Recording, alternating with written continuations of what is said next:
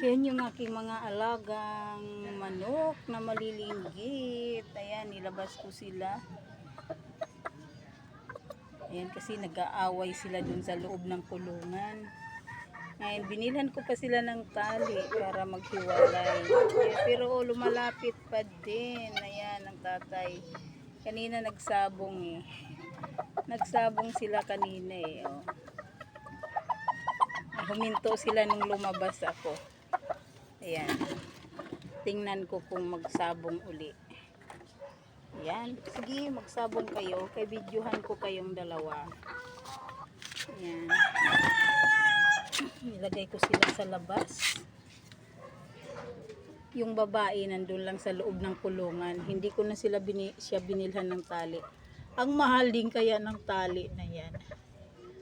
Ayan lang ang pinagtali ko kasi kahapon ako binugbog ng tatay yung anak niya. Ito po yung anak. Ayan po yung anak niya. Oh.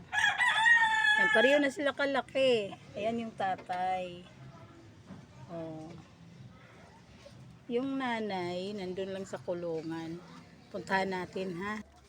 Ayan yung po yung nanay nasa kulungan lang. Tingnan natin. Ayan, ayan po yung nanay, silip-silip siya, mag-isa lang siya dyan. Ilabas ko sana kanina kaso ayaw magpahuli. Pumupunta dun sa sulok, ay nahirapan akong abutin siya. Ayan. Sana mangitlog uli. Mangitlog ka uli ha, para meron ka naman lahi. Tumatanda. Sige, magsabong nga kayo. Magsabong kayo para may pang-upload ako. Tingnan ko. Sige na. Sabong.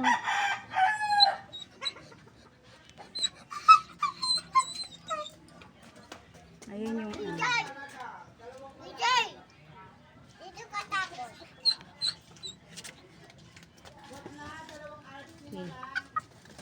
Sabong. Ako lang kung magsasabong. Ayan.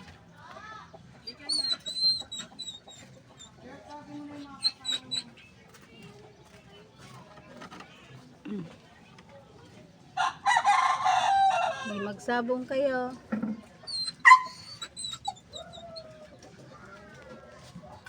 Kanina nagsabong eh, nagsalpukan eh, kaya naisipan kong i-video sila eh. Kaso lang, nung lumapit ako tumigil na. Tumigil ka nga Barley, nag-ingay din to si Barley.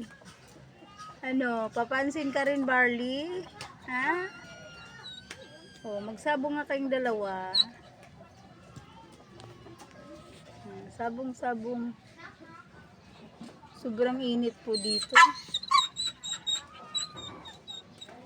Ayun si Barley oh.